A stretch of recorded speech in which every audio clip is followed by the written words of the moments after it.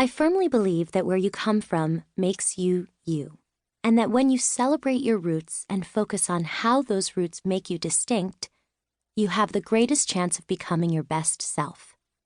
Fortunately, the world is becoming more and more attuned to uniqueness, to celebrating everything that makes us all a bit different. So ignoring those quirks that make you stand out is a mistake. I never try to put myself in a box or attempted to fit in because I really only knew how to play myself.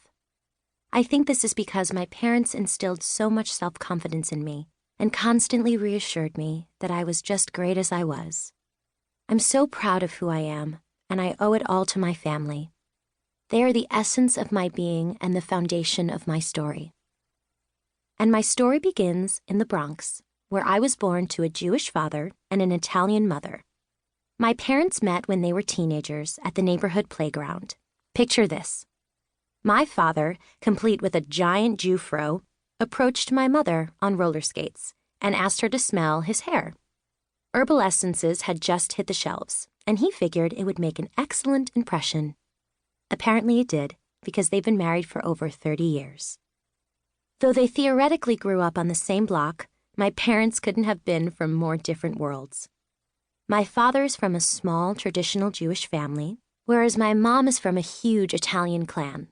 I have 19 younger cousins on one side alone. My parents are more complementary than similar, but they're best friends regardless. My mother is a retired nurse, and I get my emotional, nurturing side from her, as well as my ability to get through hard moments. She hasn't always had an easy time. Her childhood was incredibly rough. She lost 3 of her 6 siblings for one thing, and later it wasn't all roses either. When I was 19, she was diagnosed with uterine cancer. But while she has every reason to be upset about the things she's gone through, she's never played the victim. She is the most loving and caring and strong woman who is always taking care of everyone else. Meanwhile, my father, a former deli owner, is an incredibly hard worker who is always hustling. He's also a jokester and makes everything fun. He gave me his work ethic and his ability to make something out of nothing. When I was in high school, he sold his deli and got into real estate, and vastly improved our lives. He's one of those guys who will always go after what he wants and would never think to passively stand around and wait for opportunity to knock. He will meet someone at a party and close a real estate deal 20 minutes later. When we shared a box with Slash at the Super Bowl, he pitched himself so hard as a potential backup singer for Guns N' Roses. He has no musical background, but was determined that they should collaborate. I really thought Slash might make room for him in the band. Whether he's serious or kidding around, my dad lives his life without fear and has no shame about putting himself out there. His philosophy is that nobody is going to come to you, begging you to take a job, or in my case, a role. I learned to stay on my toes from him. Because of this, if you were to meet me, you'd think I didn't actually have a job. I'm always putting myself out there. I'm never complacent. I'm never passive. I'm always looking for the next opportunity. My dad taught me how to hustle. When I was 4, my parents decided that they didn't want me to become hardened by city life. And so we moved from the Bronx to a more pastoral stretch of New Jersey. It was there that a bizarre but wonderful twist of fate led me to be cast on Broadway. More on that later.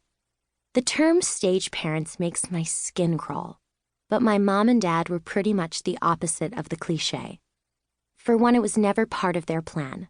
They would never have guessed in a million years when they had Lea Michele Sarfati on August 29th, 1986, that she would work on Broadway and go to be on a TV show in Los Angeles.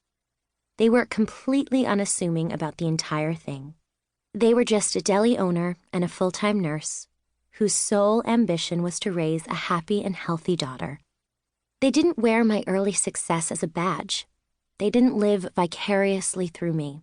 It was my thing, and they did not step into my spotlight.